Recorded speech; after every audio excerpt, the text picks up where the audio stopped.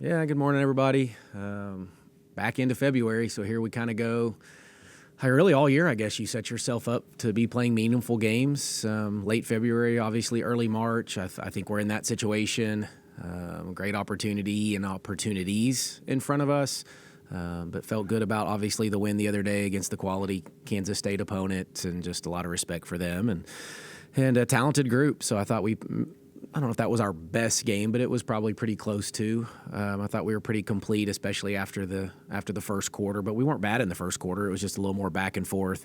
Got the big lead. We actually didn't even score for the last, I think it was 5 minutes of that game. So that's not obviously a perfect way to end it. But we had a lead, and really we're trying to use clock more than anything else. Points didn't matter as much as clock at that time. So need to clean that up just a little bit. But yeah, we'll move our attention now to TCU, and we'll get back at it today.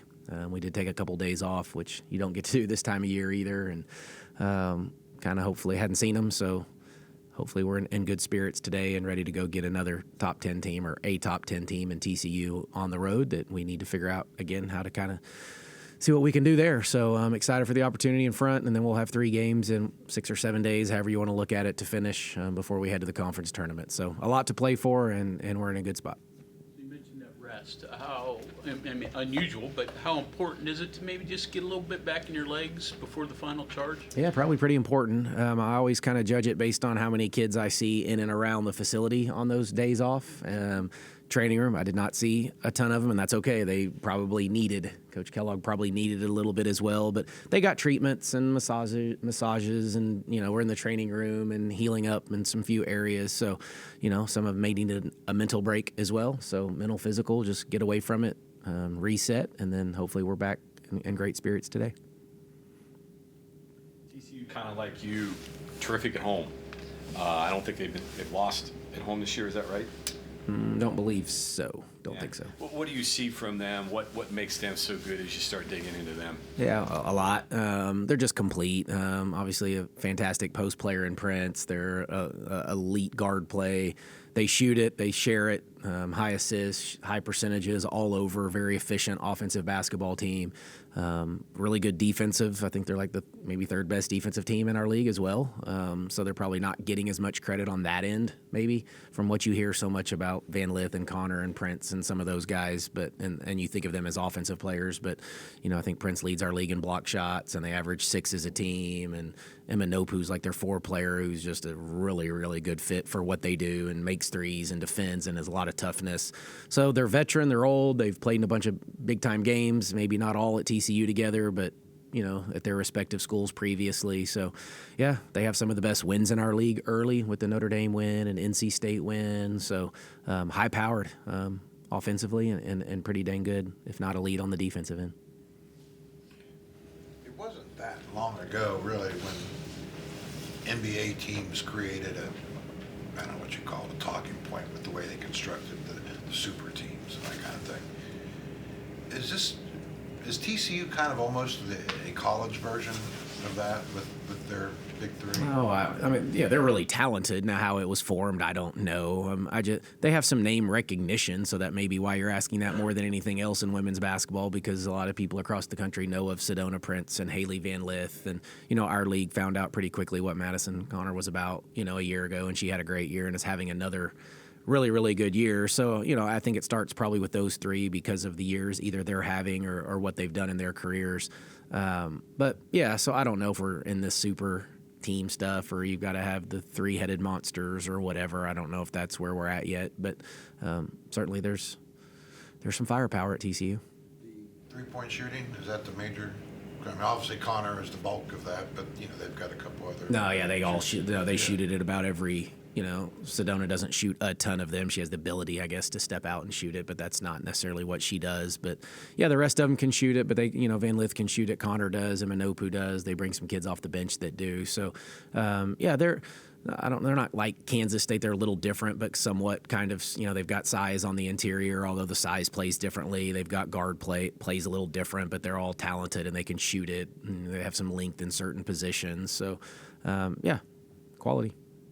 They get into the half court, it becomes a question of matchups then, right? Who do you help off? I mean, can you help off anyone? I guess is the question. Well, I mean, yeah, we've gone through this before, but yeah, these teams that are this elite, yeah, they give you fewer opportunities, and mistakes that you do make, they're good enough to make you pay at all of the positions. So, yeah, we're still working through that. We got a few days to kind of figure out exactly what that game plan looks like, and what do you do with Prince and these guards, and they do set a lot of ball screens, so you've got to really be dialed into your ball screen defense and your rotations. So we'll work through that over the next few days and come up with the game plan. For you then, can you turn them over like you do other people? How hard is that, and what other keys are there for you? Yeah, I mean, I think the keys for us are all, I mean, we need to battle on the boards. This is a really good rebounding team with some size. Obviously, Sedona's a fantastic player with a ton of size and gets a lot of her own misses. And, we may not have the length if she misses the first to help, go get the second. So rebounding becomes important. I mean, yeah, turnovers for us, if you can win that battle, that always is a huge advantage. We need to be able to do that on the road. That's, where we haven't had quite the same advantage, but we always have an advantage typically, but haven't had it as much there. Like they shoot the three, so can we hang tough behind the 3-point line? That was one of our goals with Kansas State, and then we actually ended up making more than they did, but we need to be able to hang tough. We don't make as many as they do or shoot it at the percentage in which they do. So you rely on your defense a little bit to kind of keep you in it until your offense, finds some rhythm. But we need to share it and spread it and continue to get a lot of people involved. So something that Gino Auriemma said, I think it may have been after he beat South Carolina. He thought this is the most parity in the game. Do you buy that? Not sure. I don't know if I know at that level either. And I didn't watch that game specifically. I think there is some parity. I think there's some shuffling at the top that's gone on this year that maybe those teams didn't quite separate from the pack, which I don't know. Over time, I thought earlier in women's basketball, like there maybe wasn't as much parity, and you had your top 5-6 teams, and one of them was going to win the national championship, and that was about it. I don't know yet. I think I'll reserve judgment until I see it later. We get in the tournament setting, and you get a few of those, more of those matchups. Could it be the portal? I mean, in the past, kids would go to UConn and sit on the bench to win a national championship. They were good enough to play other places. Is that filtering out maybe a little bit? I mean, you look at TCU, how quickly they got good. You guys, I mean, could that be part of it? Well, it can be. I think it's allowed everybody to stay older and more mature, and so you're not, there's some elite freshmen that are obviously getting some crazy opportunities and making the most of those, but a lot of these teams are just very veteran, old. That's what the portal has allowed us to do is, you're not relying on younger kids. So, and I think more kids today want to play sooner rather than later, where 10 or 15 years ago it was okay to redshirt. Now, if you like, redshirt's a nasty, dirty word. If you say that these days, there's very few that want to live with that, even though a lot should, and it's still okay, and it would be fantastic to do that. But I think, we need kind of instant gratification and production and opportunity, and if that's not provided, then we jump ship. But I just think we're staying a little bit older, so that may have something to do with it. It's easier to turn it around a little bit quicker for other teams, that you might have taken a step back, or maybe it takes 2 more years to restock it and get back up there. Now you can just turn it around a little quicker. Well, last thing on this. I mean, you just talk to coaches and they look at their rosters. This is years ago, and you're like, I take that player, I take that player, I take that player, take that player. They're not even playing. Do you see some of that filtering out a little bit more? Good players maybe spread around the country a little bit more with teams? Yeah, I mean, probably. But I think there's always been good players, some that sit more. The roster seem to be a little bit smaller now. That's something that I've noticed. We're getting like injuries where teams are playing with, fewer players because their roster didn't start at the same number. But some of that may be just this whole, kids don't like to sit and wait, and then you got to manage that as well. So, yeah, I'm not sure if you may be onto something, maybe not. I don't know. We'll keep watching it. This seems like a more appealing game when you've got more teams that are capable of doing something in postseason, whereas before it was the same 3 or 4 or 5 teams that you knew were going to be there at the end. Yeah, I think so. I think everybody likes parity until you get to the Final Four, though, and the main group isn't in the Final Four, and now all of a sudden everybody's mad because the Blue Bloods aren't in it. But it was cool for the first couple rounds of the NCAA tournament, and then it's maybe not so cool when you get, to the Final Four and the TV numbers and the viewership and attendance isn't. So it just kind of depends. So along that line, your recruiting philosophy, you've addressed this a little bit before. Some are just stocking purely through the portal. You seem to do both, freshman and portal. So you explain your philosophy in terms of what you want in that balance when you recruit? Well, I want kids that fit our program probably above all else. I think you have to be a little careful if you stay too young now. That's just, I don't know that that's a great recipe. If we can find the right freshmen, then we want to find the right freshmen that we think fit what we do. Hopefully those kids do have an opportunity to play. We don't promise them minutes or playing time, but we can give them, promise them an opportunity. And then I think it depends on what you lose. Obviously, we lose 6 seniors, so we knew that coming in. We did not want to replace those 6 seniors with 6 freshmen. That probably doesn't make a lot of sense. So it was, we recruited pretty hard. We actually ended up signing 1 freshman, which was, I would have liked to probably have at least had 1 more, maybe 2, but 1 more for sure. And we didn't get that one. So we'll have to get into the portal here a little bit, and we'll plug the holes that are left that we don't have in-house. And so that's really how it's always been for me, is if you have players in-house that can take over for the graduates, then you plug those in, and then you go find a new hole. I think in the perfect world, we wouldn't have to go into the portal because we would have enough players in our program that would stay, and they'd stay the whole time. And by the time a sophomore becomes a junior and that senior graduated, now you get 2 years with that kid who's already been in your program and understands, and you feel great about it. And that's what I've done for most of my career. But now over the last 4 or 5, you have to adapt, and it's not necessarily that way. So we'll go find some portal kids that want to be a part of the Mountaineer women's basketball program. Coach, ball movement you've mentioned before has been a point of emphasis for you. What did you think of that against Kansas State? How important is it against TCU, a team that's really good defensively?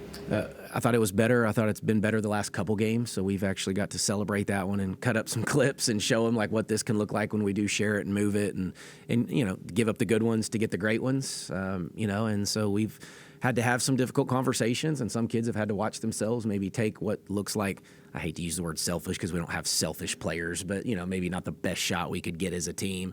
But I think we're showing some change, and that's encouraging. And yes, it will take that because, whether we need more people scoring, but I've kind of turned it here lately into just being involved is kind of my newer term. Whether it's, if JJ goes for 30, that's okay. That may take one less double-digit score that we don't necessarily have to have, but ideally we would like to spread it where there's 3 or 4. But what if Kylee gets 15 rebounds and Jordan Thomas gets to 11? Woodley's playing much better. Like now all of a sudden we're getting a lot of people involved, so now you have to worry about more people on the floor. Which one's more important in the short term, winning Big 12 tournament or hosting NCAA first couple rounds? Both. You have to pick one. You always want to win a championship, but man, how cool would that be to have at least 1 and hopefully 2 games in this building where we have just really, really found is something really special. So you're making me think and dream a little bit into both of those situations, because what the celebration would be like if you won a Big 12 title too would be, that's just, we've only had one of those, before, I believe, right, in women's basketball.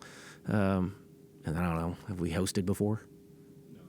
Well, yes. Yeah, we did. Yeah. So, One game, way back before the current setup. Yeah, So it's So both would be uncharted waters, so to speak, for us, and pretty cool. But I said after Iowa a year ago, like that needs to be one of our goals. I think we're in the position to do it. Now we got to do something. We got to go on a little run here, I think, to get into that top 4. I don't, just a 1 win here or there isn't going to do that either. I don't think for us right now, but we'll see. We're in position. Players aware of that? You bring it up to them what you need to do, or is that sort of left unsaid? Hey, we know what we need to do. No, we don't. I haven't specifically brought it up lately. We've talked about it previously. We talked about it early. I think they know the magnitude of each game, so to speak. Now they may not study it and look at bracketology, although they probably do and follow it. But no, it's still the next game, regardless, win or lose. We haven't achieved either of those things that you just ask about, so there's going to be plenty to play for right after it, and it's a quick turnaround, so we've just kind of got to stay the course. Transition defense, is that an area where you can take advantage of TCU? Possibly. Obviously we'll have, at certain positions, the speed and quickness advantage that you want to take advantage of. If you can find space, that's one area you can find space. Transition is always space initially until it gets taken away. So, we don't play at a kamikaze pace. We do play at a little bit faster pace than they do, which might warrant a little bit of that. Kyle Watson, is she the most impactful player that you've had that doesn't score a lot? And are there things that we don't see that she does that you go, whoa? Probably yes to your first question. Yeah, I would imagine. I can't think of one that I've ever had that did as much as she does that doesn't necessarily require scoring to play hard and compete. And, a lot of kids want to defend when they score, and it's really hard to get kids to want to defend when they're not scoring or not getting touches. And at times she probably does get a little frustrated because I think we miss her from time to time offensively. But no, the kid, the impact she have is, it's phenomenal. She's one of maybe the best defender in this league, and she's worked herself into that. When I got here, we didn't say that even necessarily a year ago, but I think she's worked herself into that. She leads us in steals, I think, more than JJ by 9 at the moment. She leads our team in rebounding, so she leads the league in steals. She's 4th in rebounding. Like, she touches everything, guards literally has guarded every position at some point this year, and there aren't many that can say that. 7 offensive rebounds, I think, in that last game. She's not like 6'1" or 6'2". She just has a knack for the ball. No, she does. Yeah, she has a knack for the ball. So her motor's fantastic. She's explosive. Her first few steps are pretty dynamic. But just the transformation of the body too. Like, that's just what's I've seen pictures before we got here to what this kid looks like now is just night and day different. And there's a lot of coaches that just love I just love Kaya Watson. I love Kaya Watson. I love Kaya Watson too. That's why I can't take her off the floor most nights. But yeah, she does do a lot, and she's been really, really good for us. Angles and spacing, is that just instinctive, or does she have a knack for understanding how to do those things? I think those are the same, right? Her instincts are great. She understands. She's good IQ, so when we put things in, she picks up on it quickly. She's a processor, so she she's a little bit of a thinker too. When you talk to her, she may pause for a second and process before she even answers. But she gets onto the court, and it just clicks for her. And again, my job was just saw a talent, and I wanted to put her in a position to take full advantage of it. And to her credit, she's done that. Coach down the road, you think? Yeah, that's what she said. Yeah, that she wants to. I think that she would like to at some point. Some of your tougher opponents this year, like Texas, K-State, you've had pretty quick turnarounds and quick preps going into those games. Advantage of having 2 full days of rest and 3 days of prep going into this one? Yeah, I hope so. If we use it right, it should be. I do think we needed a couple of days. I think so even more now that we've had them. I said this the other day. I can't remember if I said it today, but they were more excited when I told them they were getting the second day off, I think, than even the win against Kansas State, because we just haven't been able to do that much at all here lately. So, we need to take advantage of it. TCU played last night on the road, so I guess they traveled back, so we may have a little advantage. But, again, you're going to have 2 days to get ready for them. We'll probably put a lot of emphasis on ourselves today anyway and clean up some things about us and not worry too much about TCU yet. TCU's construction, you look at their stats and you say, okay, well, they got 3 superstars, but I don't know if that's really the truth. Prince, she was highly recruited, I get that, but she was a part-time starter at Oregon before she transferred. Connor was a role player at Arizona. Van Lith was really the only high-impact player at her previous schools. So is there some kind of takeaway from that wow, it looks like they have 3 superstars? It's really not how they have 3 superstars, okay, and those Prince was probably a top 10 recruit in the country coming. So why it didn't work out for her at Texas or Oregon, I don't know. That's not my deal. Connor is a big time talent that didn't work out at Arizona. I don't know why, for whatever reason, but those kids they're big time. They're big time players, and there's other kids on their team, and they got an Oregon State transfer that I think starts most of the time. Emma Nopu was at Stanford. You got to be graduated in 3 years from Stanford. So there's talent all throughout that roster. 3 first-teamers, do you think? And with the Big 12? I have no idea how that will shake out, but certainly they have 3 that will be in conversation for that. Thanks, Coach. Yeah, thanks, everybody.